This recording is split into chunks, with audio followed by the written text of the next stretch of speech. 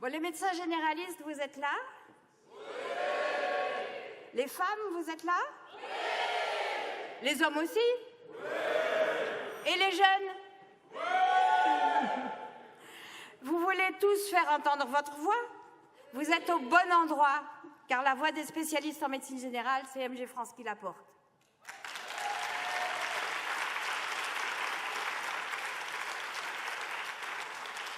Que ce soit lorsque nous négocions ou nous n'acceptons pas de céder à un management toxique pour la profession, que ce soit dans la défense des collègues face à l'arbitraire, j'oserais dire à l'imbécilité de certains algorithmes, que ce soit pour faire partager une vision et tenter de construire un système de santé plus juste, plus équitable et qui ne laisse personne à côté de la route.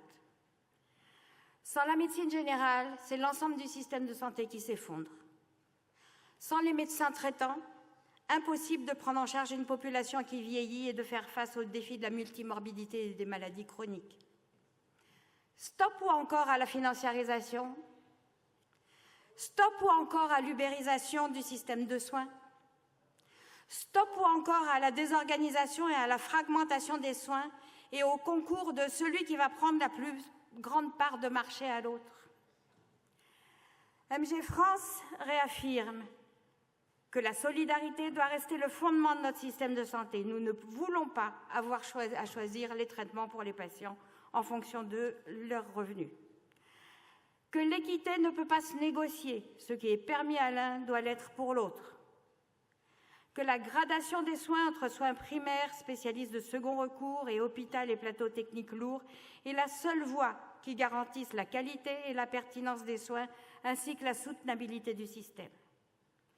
Que les conditions d'une interprofessionnalité réussie demandent un cadre de coopération effective et opérationnelle entre les divers professionnels et le médecin traitant. En cette période de crise, il n'y a pas d'outils magiques. Le numérique, ce ne sont que des outils. Leurs conséquences dépendent des choix politiques et de la vision des tutelles.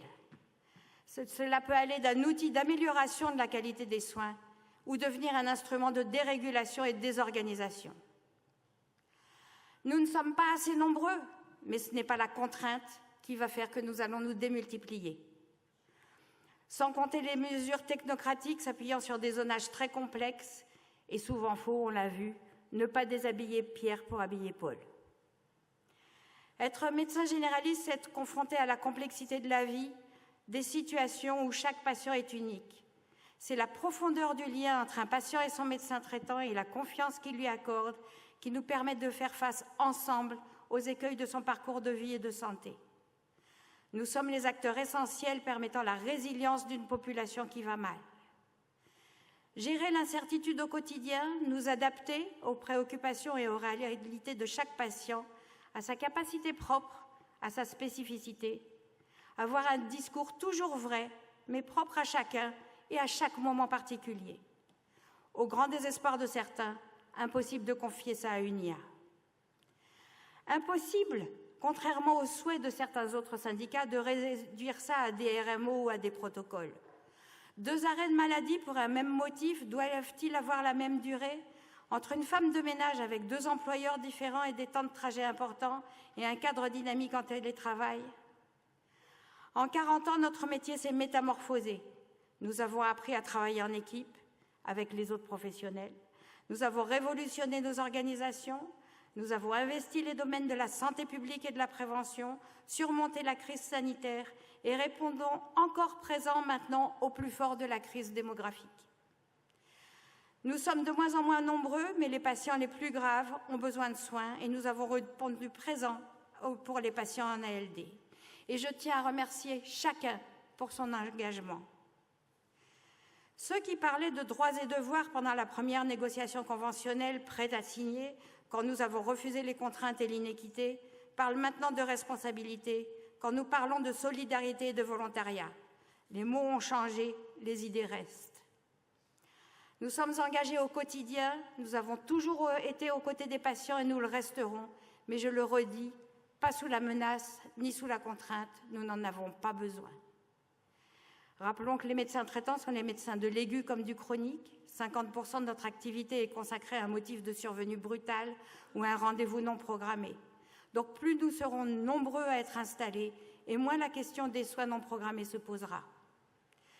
Nous sommes également les acteurs essentiels de la prévention, aussi bien primaire que secondaire et tertiaire. 25% de notre temps de consultation y est consacré. D'ailleurs, nous attendons toujours d'avoir les vaccins dans nos frigos, autres que ceux du Covid.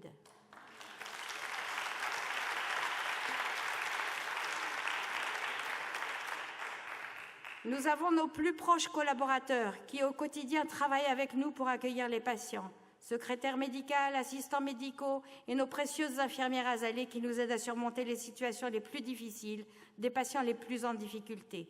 Et les IPA pour ceux qui travaillent en collaboration avec elles. C'est eux et personne d'autre qui vont nous aider à surmonter les 5 années difficiles qui arrivent. Mais notre point fort, c'est les jeunes. Ils sont là, dont je vois le visage dans cette assemblée. Et ça me réjouit. Ils sont particulièrement bien formés. Mais ils sont prêts à continuer notre métier, nous les avons entendus, mais il faut les aider, il faut les entendre et il faut les encourager et vraiment les écouter. Nous devons aller plus loin dans certains domaines, être plus autonomes dans la prise en charge des pathologies chroniques, pouvoir pratiquer nous-mêmes certains actes techniques, ainsi l'échographe doit se généraliser et son utilisation devenir aussi banale que celle du stéthoscope, de même que le dermatoscope et d'autres choses, à quand le holter tensionnel, le holter ECG, ce que je sais. Maintenant, il nous faut construire l'avenir, valoriser la complexité et non le one-shot, renforcer la vraie coopération interprofessionnelle au profit des patients les plus complexes. Les batailles qui s'annoncent, ça je regarde mon adversaire ou mon partenaire préféré,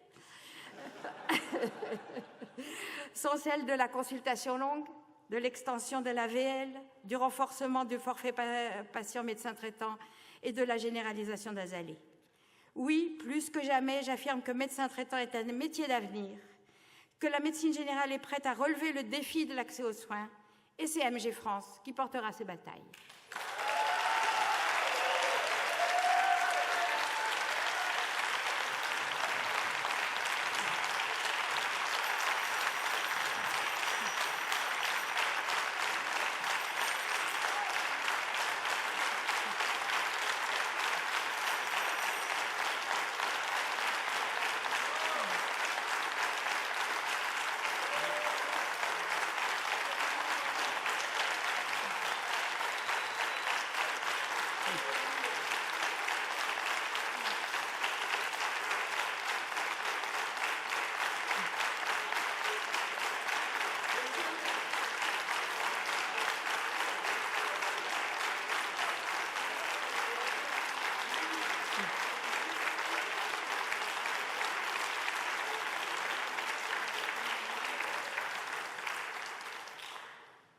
Un merci particulier aux Normands et j'aimerais que l'équipe normande qui a organisé ce congrès descende.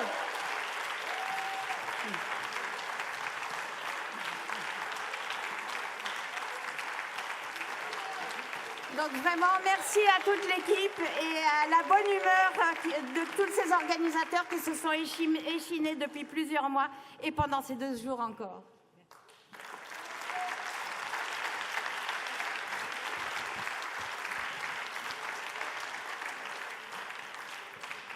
Merci à vous tous. Dans notre mode cas d'accueil, on parlait de vous faire cogiter, de vous faire réfléchir, de vous faire travailler. Je vous vois bien fatigué. Je pense qu'on a rempli ce but-là. Je pense qu'il va falloir que je remercie le traiteur, parce que j'ai entendu beaucoup de commentaires. Donc vous avez bien mangé en Normandie. On avait parlé de bourrasques, vous les avez. Je vous promets, la semaine prochaine, on remet le beau temps. Il fait 27, mercredi. Et la semaine dernière, il faisait beau aussi. Je remercie toute l'équipe normande qui a été... c'est une équipe. Voilà. Ils ont tous travaillé ensemble et je les remercie.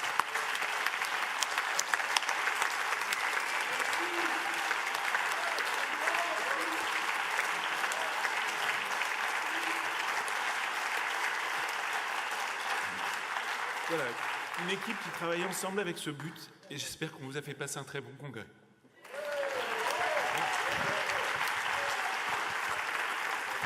On voudrait remercier tous les salariés de MG au niveau national qui ont super bien bossé et les faire venir.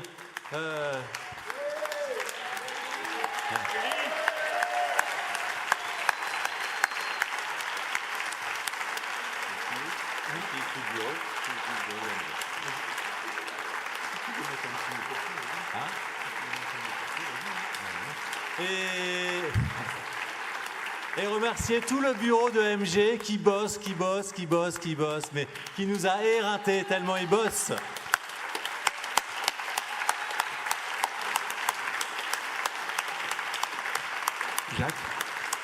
Jacques.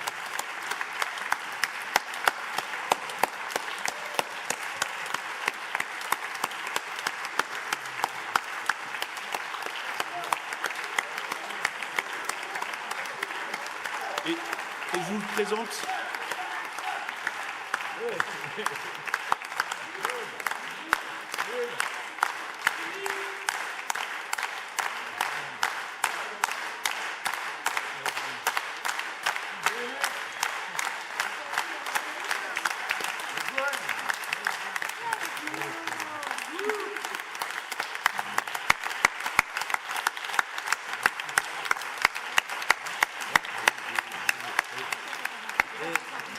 Et je voudrais remercier aussi Laure qui n'est pas là, mais qui a tout lancé, qui a tout motivé.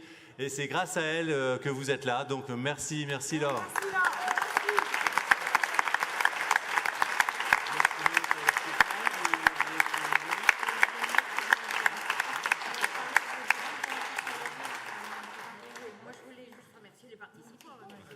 Moi, je veux remercier les participants parce qu'un week-end de pont, franchement, au Havre,